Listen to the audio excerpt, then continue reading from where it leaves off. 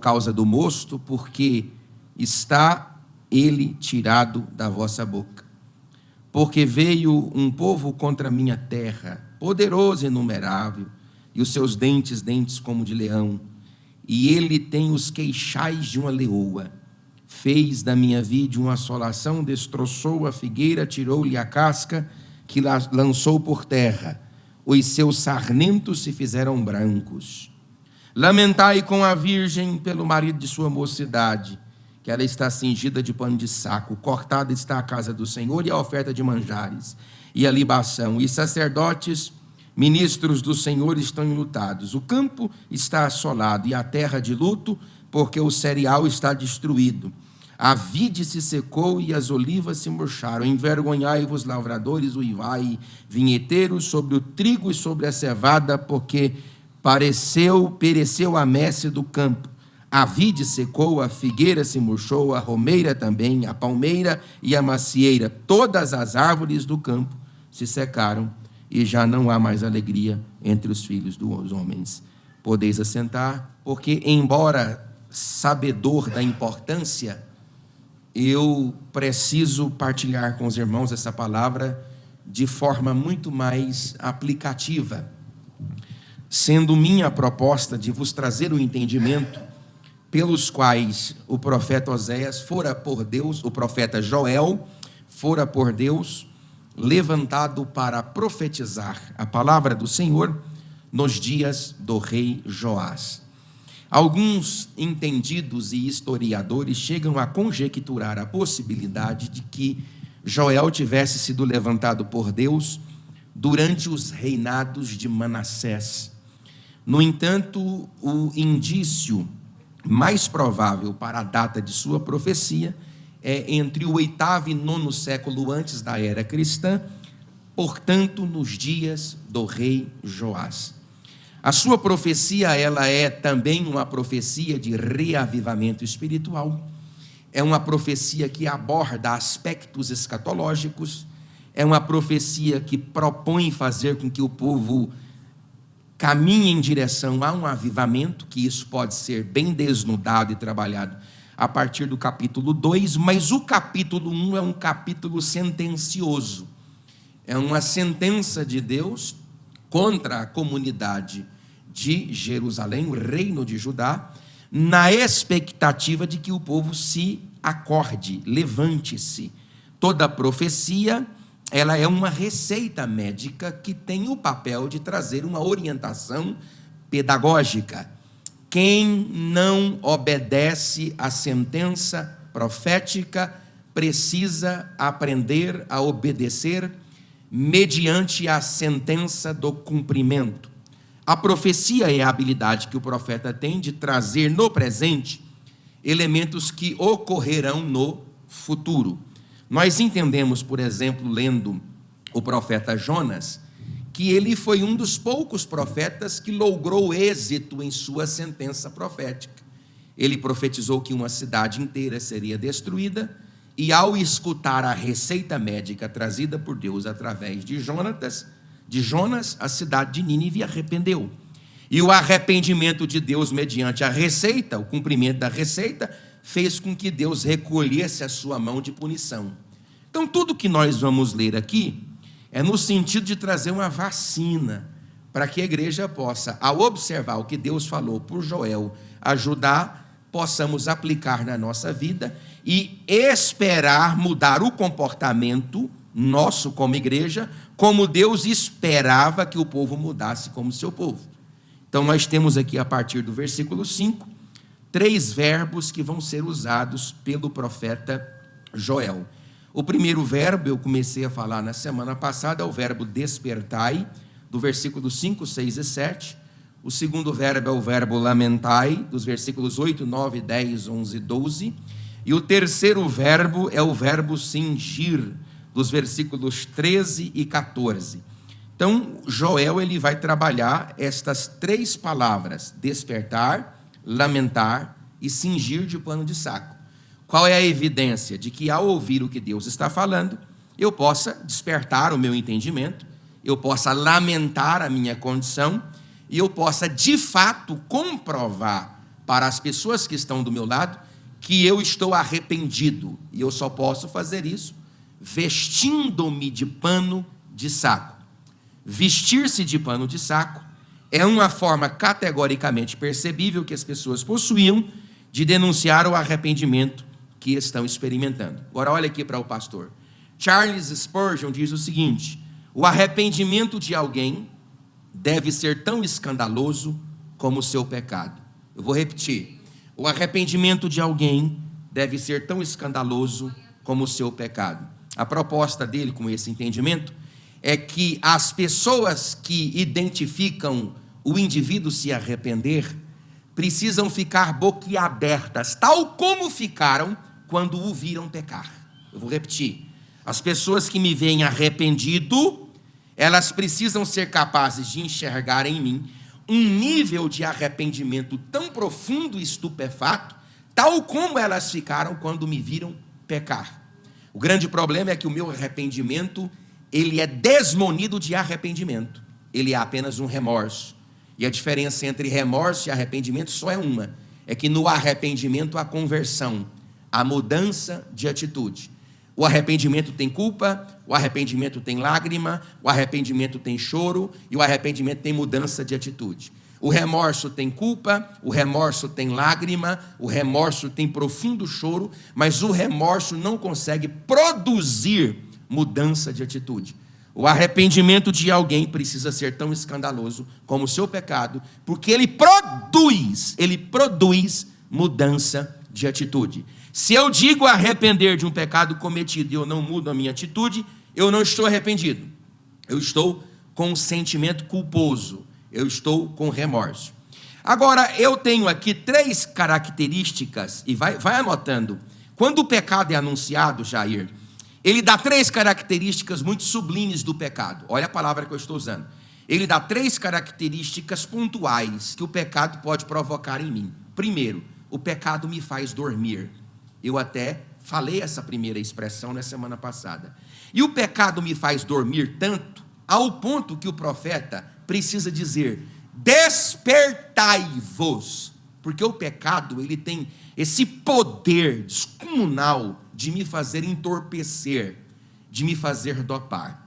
O indivíduo, por exemplo, que usa LSD, êxtase, crack, qualquer tipo de entorpecente, para entorpecer a sua alma, o seu corpo, o seu organismo, ele quer, na verdade, se ver livre da realidade sofrível que ele está vivendo. Por isso que ele se droga de todo tipo de drogas, para se ver livre de uma realidade que ele não quer experimentar. E de tanto sofrer, ele se droga para que no êxtase, nas dopaminas, nas endorfinas, que são descarregadas com o uso dessas entorpecências químicas, ele possa fugir da realidade. O pecado tem esse poder. Ele tem o poder de me fazer entorpecer, de me fazer dormir. E eu coloquei aqui, toda pessoa que vive no pecado possui a mente cauterizada. Aí você olha para mim e fala: mas pastor, o senhor disse que Deus olhou para o ser humano e disse: Yetzer lev hadam hará, a inclinação do homem ao mal. Entre fazer o que é bom e errado, eu vou fazer o que é errado. Não é verdade? É verdade. Paulo, ele vai poetizar, pegando a figura de linguagem do Império Romano, chamada necroforia, o corpo da morte, para dizer que ele não tem condições alguma de escolher o caminho bom. Então, como que funciona isso? Eu só consigo viver diante de Deus e em processo de santificação, se eu não der ocasião à carne. Quando o homem dá ocasião a si mesmo, ele vai viver em função do pecado. E todo indivíduo que vive em função... E outra coisa, você que é crente, você não é pecador, você é transgressor. Pecador é quem peca sem o conhecimento da causa. Transgressor é quem peca transgredindo leis. Você sabe o que é certo. Você sabe o que é errado. Você sabe porque a palavra de Deus diz e você tem ela nas suas mãos. Então você se propõe a pecar cotidiana, paulatina e de forma devota todos os dias, então a tua mente está cauterizada e o pecado te fez dormir. Deus está dizendo nesta noite, através de Joel: despertai. Você pode dizer glória a Deus? Segundo lugar, o pecado me dá prazer. E eu coloquei aqui, o prazer me isenta da responsabilidade. A expressão que ele usa é: tu bebes o vinho por causa do mosto. Tu bebes o vinho, presta atenção, você bebe o vinho por causa do mosto. O que me liga ao vinho é o mosto, não é o vinho. Ele está dizendo assim: você quer extrair do vinho o que de ruim ele tem a oferecer. Porque o que de ruim o vinho tem a oferecer, a bebida alcoólica tem a oferecer, é o que você quer extrair. Você quer extrair do vinho aquilo que mais maléfico ele quer fornecer para você. Então, o pecado tem esse grande poder de lhe dar o prazer que você deseja, não as realidades que você necessita. A prostituição faz o mesmo. Porque aqui o vinho é tomado por empréstimo de figura de linguagem. O vinho é um empréstimo de figura de linguagem. Mas a prostituição faz isso, a pornografia faz isso, a fornicação faz isso, a promiscuição faz isso, a libidinosidade faz isso, a concupiscência dos olhos faz isso, a soberba da vida faz isso, o orgulho faz isso. Tudo que libera em você a sensação de prazer é pecado quando é feito fora dos padrões com os quais Deus estabeleceu na sua palavra. Porque não é porque é prazer que é pecado. Deus tem ambientes de prazer para pessoas que servem ao Senhor. Por exemplo, o relacionamento sexual entre homem e mulher é um presente de Deus, desde que seja feito na estrutura do matrimônio, do casamento, que é monogâmico, monossomático, heterossexual e indissolúvel. Mas toda a proposta de prazer que extrapola os propósitos de Deus já é um prazer periculoso. Deus está falando assim: o pecado dá para vocês o prazer, porque o prazer gera entorpecência, ele te isenta das suas responsabilidades. É igual uma pessoa que é alcoólatra. Um alcoólatra sabe que está perdendo o esposo, se for mulher; se for homem, perdendo a esposa, perdendo a casa, perdendo os filhos, e ele se dopa de álcool o tempo todo, porque o álcool isenta a responsabilidade. O pecado faz isso com o indivíduo. Ele tira da pessoa a responsabilidade. Em terceiro lugar, o pecado me dá momentânea alegria, porque ele está dizendo aqui, Jair, eu vou tirar da sua boca.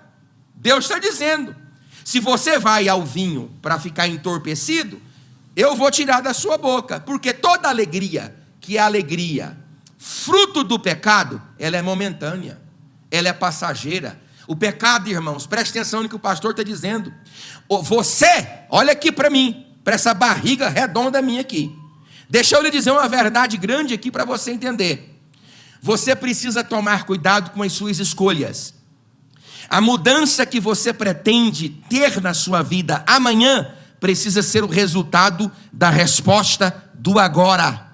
Você não fala, eu vou mudar amanhã. Não é isso. É para mudar amanhã, você tem que tomar atitude hoje. Você é o resultado intrínseco das decisões que você tomou anteriormente.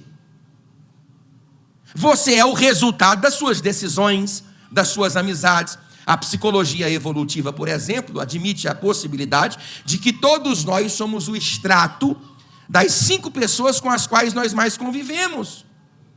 Por isso que quem quer ser cheio de Deus tem que andar com quem tem Deus. Quem quer ser cheio de alegria tem que andar com quem é alegre. Quem quer ter... Irmãos, eu estou muito preocupado hoje com a influência que este mundo aí de fora está causando na igreja.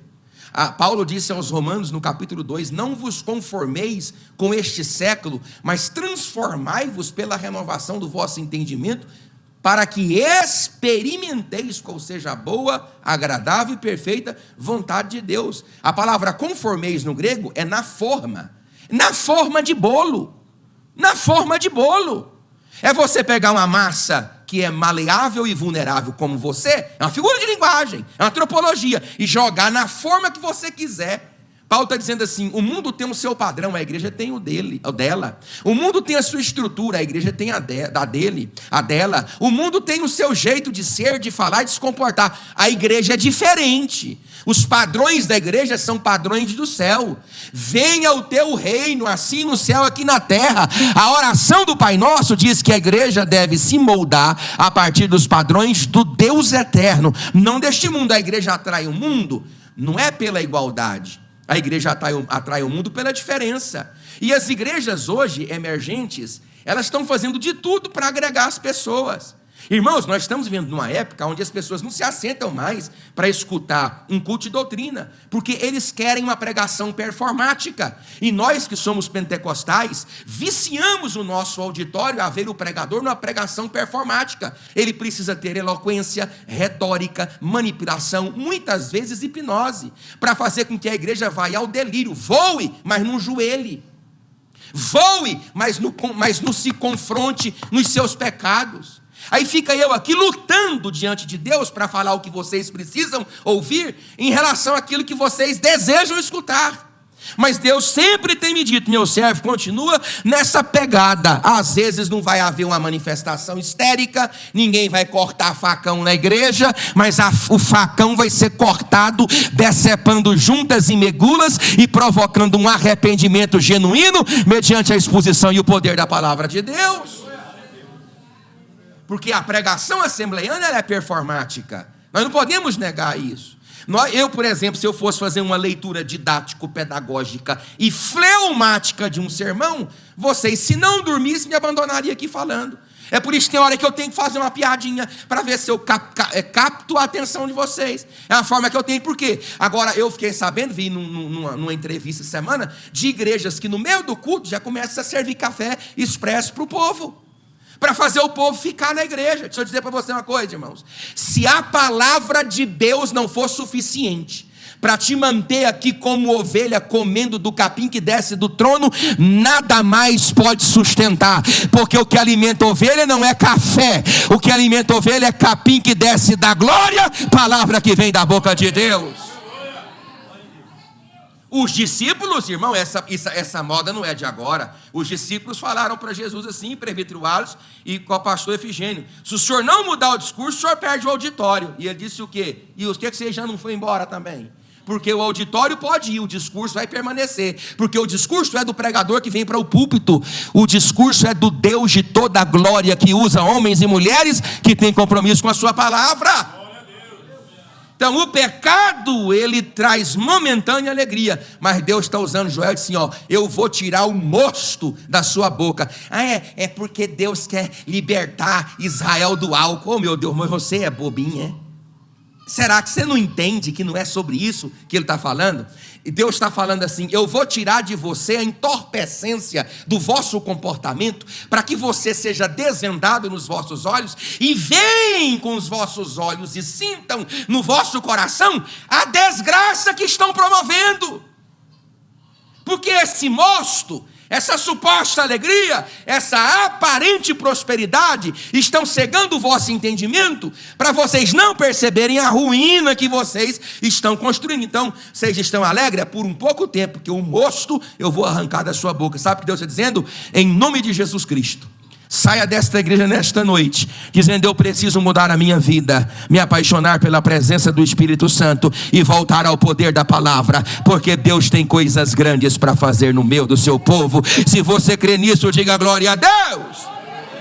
Aí agora eu quero a atenção dos irmãos, que eu preciso ser honesto com o texto, porque infelizmente nós estamos vivendo numa época, viu, o presbítero Léo, de estupidificação bíblica tão grande que as pessoas compreendem o que elas querem compreender, não aquilo que a pessoa está falando. Eu, infelizmente, estou cotidianamente nas redes sociais, a partir de uns 2 anos, ou quase 2 anos, e eu tenho visto pessoas dos níveis mais obscenos de interpretação bíblica. Hoje, por exemplo, uma pessoa me perguntou no Instagram como interpretar uma parábola bíblica, e eu respondi: interprete uma parábola bíblica como parábola bíblica. Parábola não é história, parábola é parábola. Parábola não é profecia, parábola é parábola. Palavra parábola é para lançar, balem, ao lado. A ideia daquele que propõe a parábola é fazer com que o ouvinte responda com a própria conclusão o enigma escondido na parábola. Também é a oportunidade que o orador tem de ressignificar conceitos. Também é a oportunidade que o orador tem de trazer elementos tão extraordinários como dos céus para comparações mecanicamente simples e cotidianas da terra, na expectação de lançar ao lado o entendimento para que a pessoa possa automaticamente desenvolver o seu sentido, Por isso que Jesus nunca respondeu uma pergunta com resposta. Ele sempre responde uma pergunta com outra pergunta, para fazer com que aquele que pergunte tenha as próprias respostas a partir da outra pergunta que ele recebe. Gente, repita comigo, tudo na igreja é didático. Agora eu vou ler o texto. Porque veio, repita comigo, porque veio no 3. 1, 2, 3. Não, peraí, repita comigo, no 3. Porque veio, 1, 2, 3. É preocupante essa informação, porque é normal, pastor Luiz e missionária Michele, que o profeta diz, porque virá, concorda comigo? Já que ele anuncia uma sentença profética, e uma sentença profética é uma narrativa no presente de um acontecimento no futuro. Aí bem aqui tem um nó no pingo da água. Tem? Mas tem. Aí quem está lendo a Bíblia tem que fazer algumas observações. Primeiro, saber se de fato é uma profecia dupla. Porque uma profecia dupla, ela tem a ocasião de pegar um elemento que aconteceu para falar de um elemento vindouro. Aí eu vou ler aqui e vou trazer tecnicidades, não tem jeito, irmãos. Eu sou responsável por isso. Ele diz, porque veio um povo contra minha terra, poderoso e inumerável, seus dentes, tropologia bíblica, são dentes de leão, e ele tem queixais de uma leoa. Fez da minha vide assolação, destroçou minha figueira, tirou minha casca, que lançou por terra, os seus sarmentos se fizeram brancos. Bom, 3 explicações. Quantas, irmãos? Eu preciso descobrir isso aqui.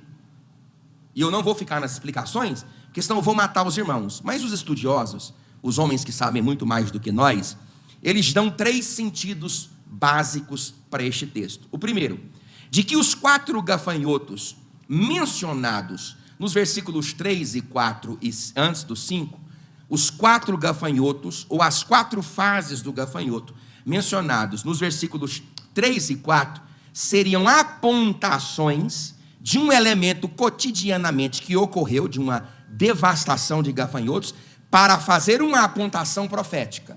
Nesse sentido, se Joel está usando uma catástrofe agrícola, sofrida nos seus dias, para fazer uma classificação profética, aí eu tenho 3 possibilidades. Primeiro, a possibilidade da primeira invasão de Nabucodonosor, pai de Nabucodonosor, no 3º ano de Joaquim. A segunda, representando o 2º gafanhoto, quando Joaquim foi feito prisioneiro, no 11º ano do seu reinado. A terceira invasão, representando a terceira fase do gafanhoto, no 9º ano do rei Zedequias. E a quarta invasão, representando a 4ª fase do gafanhoto, 3 anos depois que Jerusalém foi destruída. Essa é a primeira possibilidade. A segunda, não vou ficar nisso não, que senão eu te mato. A segunda, a largata das palmeiras. Lembra dos nomes hebraicos que eu disse semana passada? Quem lembra, diga glória a Deus. Você lembra que eu falei qualquer coisa parecida semana passada? Diga glória a Deus. Senhor, não farei o sinal da cruz, Senhor, nós somos protestantes. Mas o que significa? A largata das palmeiras são os arcírios e os caldeus. Os gafanhotos, os persas e os medo-persas. A lacusta, os gregos, particularmente Antíoco IV Epifânio, que ofereceu Beit Hamikdash, construído por Zorobabel, Josué, Esdras e Neemias, a Zeus, e sacrificou em 165 a 67 uma porca no altar. Teria sido uma manifestação desse episódio na terceira fase desse animal gafanhoto, que é a lacusta. E a quarta, a largata, seria uma evidência profética para a invasão romana, que aconteceu em Jerusalém, em 66 a.C., com a invasão de Pompeu. Uma outra observação é de que os 4 gafanhotos, ou as 4 fases dos gafanhotos, seriam as invasões de Tiglat-Pileser III, de Salmanaser V, de Senaqueribe e de Nabucodonosor. Nesse sentido, a profecia acloparia os reinos do norte e o reino do sul. É isso que ele está dizendo. Vocês estão me ouvindo, irmão? Diga glória a Deus. Ele está dizendo isto. Agora você vai repetir isso para ficar gravado. Ele está dizendo isso. Vamos lá? 1, 2, 3. Ele está dizendo isso. Isto o que? Isso que eu acabei de falar. Agora eu vou dizer o que eu vou tirar por inferência para ficar mais fácil para os irmãos aqui. Primeiro, uma profecia dupla. Quando Deus usa um elemento. Você lembra, Jair, na semana passada, que eu disse para o irmão que 1 quilômetro, 1.000 metros quadrados de gafanhoto podem comer a comida de 35 mil habitantes em um único dia, e que 1.200 quilômetros quadrados, numa infestação de gafanhotos, que aconteceu lá na Gregária, avolumou-se 150 bilhões de gafanhotos. É uma devastação que não tem como você retardar. Não dá para você retardar uma manifestação dessa. Meu Deus, sabe o que Deus está dizendo? Que se o indivíduo não mudar, está entendendo, filho? Vamos aplicar para você, que se eu não mudar com essa orientação bíblica, eu não serei capaz de estancar a destruição que virá. Eu não vou ser capaz. Não existe, ali o irmão Júlio trabalha com isso, não existem mecânicas agrárias, nem tecnologias capazes de frear um exército de 60 e de 90 milhões de insetos, o que dizer de 150 bilhões de gafanhotos. Não tem recurso, não tem agrotóxico, não tem nada, porque para matar um exército desse tamanho, antes de matar o inseto, você já matou a erva. Deus está dizendo assim para esse povo, eu não vou ficar técnico não, eu vou falar o que tem por inferência. Deus está dizendo, ou tu levanta a tua cabeça, ou tu desperta na tua vida, ou tu lamenta o teu pecado e deixa isso percebível, me botando um bom pano de saco, ou a destruição que se levantará contra a tua casa, a tua vida. Ei, irmão, eu tenho que pregar o que eu estou lendo. Você não pode refrear. Agora, sabe quem pode? Deus pode. Sabe como que Deus faz? Deus exalta aquele que se humilha, mas Ele abate aquele que se exalta. Quer receber de Deus a bênção desse livramento? Vai para a presença dEle. Agora eu vou ficar na parte fácil. A parte difícil eu já falei. Repita comigo, porque aí eu tenho que tirar as lições por inferência. Ai, irmão, é tão simples, sabe? Eu nem sei porque que o povo tem dificuldade. Por exemplo, eu botei aqui, ó. Repita comigo, irmão, isso aqui, ó. O pecado me deixa vulnerável. No 3. 1, 2, 3. O pecado me deixa vulnerável. Vamos de novo? Você vai ver. Você já está comigo, né? Na sala de aula lá. Você sabe que é tão simples. É tão simples que eu não sei porque que o povo não entende. Vamos, o pecado me deixa vulnerável. No 3. 1, 2, 3. O pecado me deixa vulnerável. Aí o texto. Isso é o que eu tirei por inferência. Mas o que diz o texto? Porque veio um povo contra a minha terra. É o texto. Veio um povo contra. Veio um povo contra por causa do pecado cometido. Não por causa do povo que veio. É como se Deus estivesse dizendo assim, meu querido pastor Israel, Deus está dizendo, Israel, a proteção que você tem para a tua casa, não é a proteção que você adquire na sua força. A proteção que você tem para a sua família, não é a proteção que você adquire com a sua força. Não é a sua beleza, porque você é um pastor bonito. Não é o seu cheiro, eu já não posso dizer porque eu não sei. Não é o seu dinheiro na conta bancária só engordando, também não posso dizer porque eu não sei. É Deus. É Deus. É Deus. É Deus. Eu canso de aconselhar casais no escritório, casais fora, e eu aconselho direto a minha esposa ver quando é uma mulher de sexo feminino, ela sempre está ali por perto, estou aconselhando pela internet.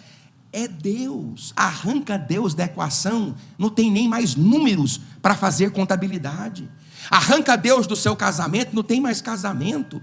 Arranca Deus do seu noivado, não existe noivado.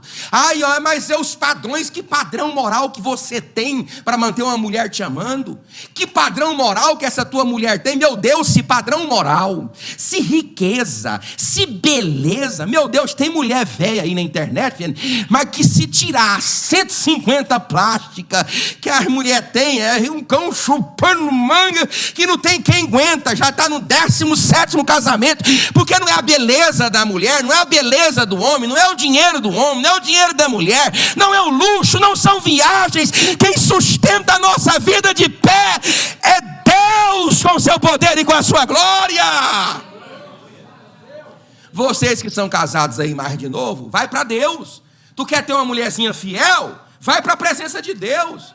Tu quer ter um homem fiel na tua presença? Vai para a presença de Deus. Tira Deus da equação, não tem mais da equação. Agora mantém Deus na equação, a tua casa está de pé, a tua vida está de pé, o teu negócio está de pé, a tua estrutura está de pé, porque nada que Deus é a base, é o meio e é a cabeça, pode ser destruído pelas obras de Satanás. Então, o pecado me deixa o quê, irmãos? Vulnerável. O Joel está falando assim, ó, vai vir um povo aí. E quer ver? Repita comigo, irmãos. O pecado me deixa impotente. 1, 2, 3. De novo, 1, 2, 3.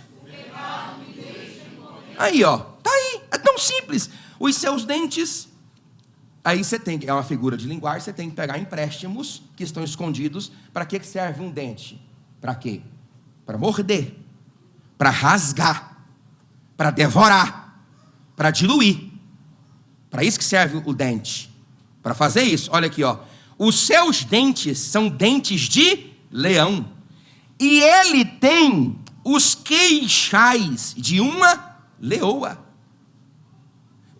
Irmão, presta atenção. Leoas, leões, leoas especificamente, elas pegam a presa, que são, em tese, pesadas tanto quanto elas, e elas sobem com essas presas sem deixar cair para picos de árvores. Quem já viu isso na internet, irmão? Pelo amor de Deus. Deus está dizendo, pastor Luiz, que você, que eu, que qualquer um é impotente quando o pecado entra. São amarras que vão nos tragar, pastor Efigênio, que nós não podemos contra elas desvencilhar. Não tem como. Vai me pegar e vai jogar porque eu não tenho força. Eu não tenho poder para lidar com isso. Deus está dizendo assim, se vocês não se aluírem baseado no que aconteceu, ele se refere à infestação de gafanhotos, vai acontecer o pior, porque o pecado vai torná-los impotentes. Repita comigo no 3, o pecado me deixa sem alegria. 1, 2, 3. O pecado me deixa sem alegria. Tá aí, tá? Aqui, ó. Fez-me da minha vide uma assolação, destroçou.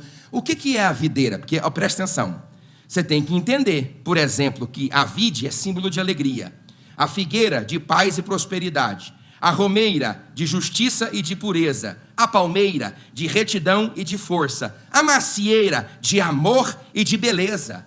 Quando o profeta faz essa figura de linguagem, ele está dizendo assim que o pecado te deixa sem alegria. Por quê? Porque a sua vide, ela acabou.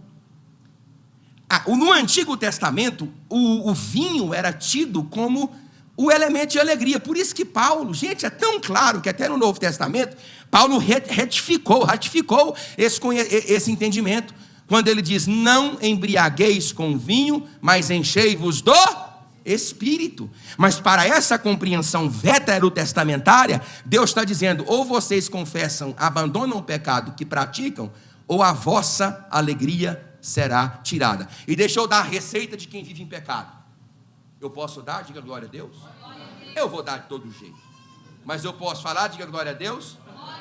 Ele peca, se entristece. Porque o pecado faz mavdil, separador. O pecado é um separador. O pecado não causa separação. O pecado é o separador. O separador do microfone da mesa é essa haste. Se eu removo a haste, o microfone desce.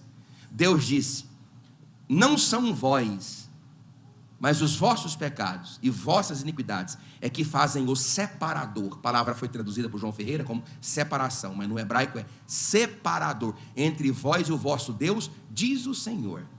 Aí você peca, você entristece, porque Deus saiu. E tem um buraquinho aí no seu coração, filhão. Eu posso dizer, diga agora a Deus. Só Deus preenche. Só Deus preenche. Dinheiro não preenche, porque senão o índice de depressão e de suicídio entre os ricos seriam muito menores do que entre os pobres. E é o contrário. Ricos suicidam muito mais, porque não é sobre dinheiro, é sobre a presença do Deus eterno na nossa vida. Aí você peca, vou dar a receita de quem peca. Você peca, aí você se entristece. Até aqui confirma, diga glória a Deus. Aí para suprimir a tristeza, você torna a experimentar o pecado. É assim que funciona. Aí você soma Tristeza sobre tristeza, equação, pecado sobre pecado. Aí, para suprimir a tristeza sobre tristeza, você novamente peca. E você acrescenta tristeza sobre tristeza em cima de tristeza. E novamente você peca. Porque o pecado traz a entorpecência durante o ato.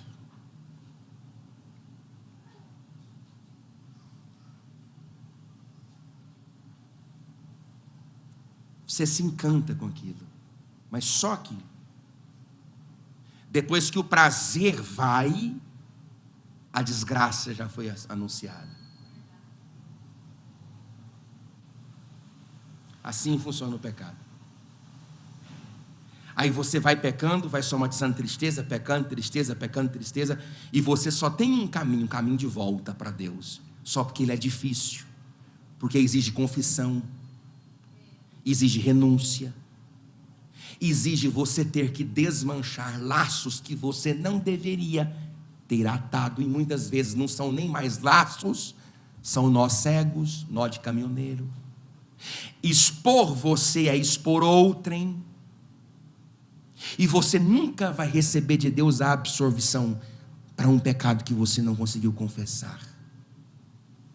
O ser humano necessita da confissão pessoal. Confessai, pois, os vossos pecados a Deus e serei perdoados, e aos homens para seres curados. O grande problema não é nem Deus te perdoar, você sabe que Ele te perdoa. O problema é que você não se perdoa. Porque você carregou tanto aquilo para fugir de uma desesperança, de uma dor, e que você suprime aquela dor, por um outro pecado. E você vai fazendo isso, e Deus vai se afastando. Agostinho de Hipona disse uma frase que ela é de dar lapada em toda a pessoa. Ele disse: Senhor, quando eu pecar contra ti, não te afastes para tão longe, ao ponto de que ao te procurar, eu me perca por outros caminhos.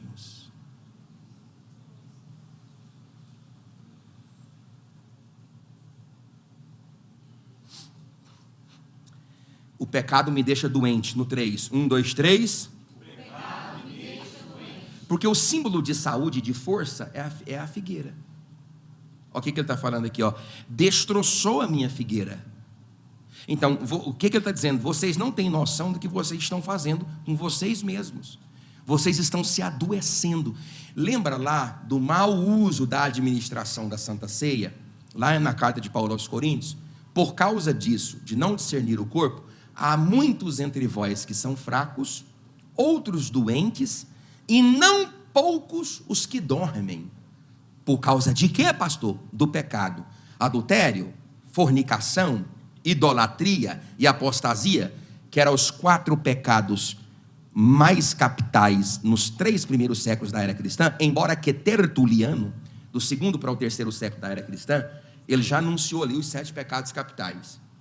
Mas é esse o problema da ceia? Não, o problema da ceia é não discernir o corpo e o sangue. Esse é o problema da ceia. Agora, você imagina você que vive uma vida sórdida, lambuzada. Deixa eu dizer para você uma coisa. Repita comigo, irmãos. O ser humano é adaptável. Se você dar asas para a sua imaginação, deixa isso, irmão, só na propaganda do Red Bull. Você se torna o diabo. Não dê asas para a sua imaginação, porque você vai tentar alimentar um monstro que é insaciável. Não tem beleza de esposa nenhuma capaz de satisfazer o homem. Não tem beleza de esposo algum capaz de satisfazer a sua esposa. Por que os casais entram nos mais diversos nichos de pornografia? Por que volta e meia você escuta? Eu vou falar. Você quer que eu fique com Tiglat-Pileser III, com Salmanaser V, Sargrão II? Você quer que eu fale das datas? Ou eu vou ficar aqui? Eu vou ficar aqui. Por que você vê fulano e foram para casas de swing? Por que eles começam a experimentar para não causar ruptura? Porque tu é um bicho insaciável. Todos nós o somos. Só Deus pode entrar em nós. Só Deus pode entrar no coração de um casal. Só Deus pode fazer um jovem ser santo e abandonar a fornicação e o pecado. Só Deus pode dar para você a sensação de graça, de glória, de poder e de misericórdia para você levar uma vida santa na presença de Deus. Você não consegue.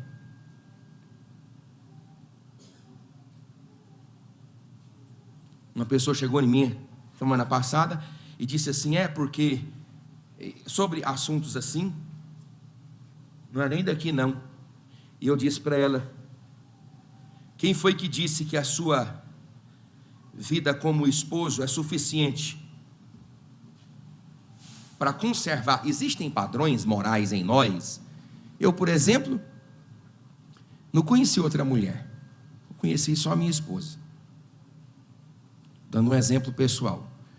Eu, por exemplo, tive contato íntimo depois dos 20 anos de idade. Para esses jovenzinhos de 10 anos, 12 anos, já beijou mais moça do que eu beijei em toda a minha vida. Eu decidi viver uma vida de resignação. Eu tive essa oportunidade. E isso não me faz melhor do que vocês. O que eu quero dizer é que quando a família é criada nos fundamentos da palavra de Deus, existem sim, Jair, padrões morais. Existe. É claro que existe. Eu estou dentro de um avião, isso não vai acontecer comigo, porque não tem condição, um homem feio desse aqui. Mas aí senta uma esculpida pelo dedo do Altíssimo, porque tem pessoas que foram mais esculpidas mesmo. A gente tem que, não é verdade? E aí, para cima de mim, isso nunca aconteceu e nem vai acontecer. Se Deus quiser, que Deus nos livre desse mal. Existem padrões em mim. Fala. Existe padrões em mim. Agora, a sua esposa vai ser Santa Mônica todo tempo? Ela vai ser Polio Iglesia Word todo tempo? Ela vai ser Perpétua, Felicidade, Macrina Velha, Macrina Jovem? Ela vai ser Susana Wesley? Ela não vai ser. Tem hora que ela vai ser ela, Daniele, Rosângela, Lerimar. Aí chega numa hora que o trem está feio dentro de casa, feio que eu falo a mulher está fedendo emocionalmente, não é assim? E a mulher é um ser tão extraordinário que ela é o único ser do planeta diferente dela mesmo, dependendo do dia do mês. Aí você está sofrendo 2, 3, porque eu estou sabendo, irmãos, vocês estão ouvindo o pastor aqui? Diga glória a Deus.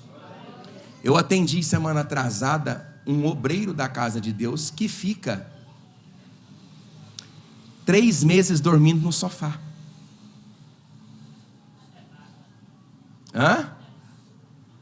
3 meses dormindo no sofá. Irmãos, eu não quero. Olha aqui para mim. Olha para minha barriga roliça e redonda. Eu não quero acreditar que vocês passam um único dia sem dormir com a sua esposa. Eu não posso acreditar nisso. Crentes não dormem de mal dos seus cônjuges. Conversa, dá um beijo nela e ela beija, essa mulher é a sua, e dorme de paz. Vai ficar mágoa? Fica. Tem hora que a minha mulher me faz cada uma que eu penso: agora não dá, Senhor, não dá. E tem hora que eu faço com ela também, tem hora que não dá, mas eu não vou dormir intrigado. Você está ouvindo o pastor, irmão? Diga glória a Deus. Eu só quero saber por que eu estou falando disso. Porque eu não estou encontrando aqui o caminho das cobras, o caminho como diz o outro, o caminho aqui. É a pessoa doente, né? Fui falar sobre doença. A falta de alegria, a pessoa vai... lembrei. Vai chegar uma hora que você vai bater na curva com uma moça esculpida pelo dedo de Deus, e que o inimigo e as suas complicações na sua casa vai possibilitar essa infidelidade. Porque aí não tem... lembrei. Porque aí, Jair, já não tem mais padrão moral que te sustente. Porque você fala assim: eu estou contrariado com a minha esposa, ou eu estou contrariado com o meu esposo, e o que tem? Ninguém vai ver mesmo e tal. E aí você começa a se alimentar da necessidade de esculpir no corpo de outro os seus traumas, as suas decepções que é de dentro de casa. Mas pelo poder do nome de Jesus Cristo, nós repreendemos toda a obra do diabo contra a tua vida, e toda a obra do diabo contra a tua família, e o santo e poderoso nome de Jesus será glorificado. Você pode dizer glória a Deus? Na semana que vem nós vamos falar sobre lamentar. Tá bom? Tem muita coisa boa para falar. Mas o pecado me deixa vulnerável, o pecado me deixa impotente, o pecado me deixa sem alegria, o pecado me deixa doente. Aí falta o último: o pecado me deixa sem nada. Porque a palavra hebraica aqui é rassapô, a palavra hebraica é rassapô, rassapar. Significa literalmente nu.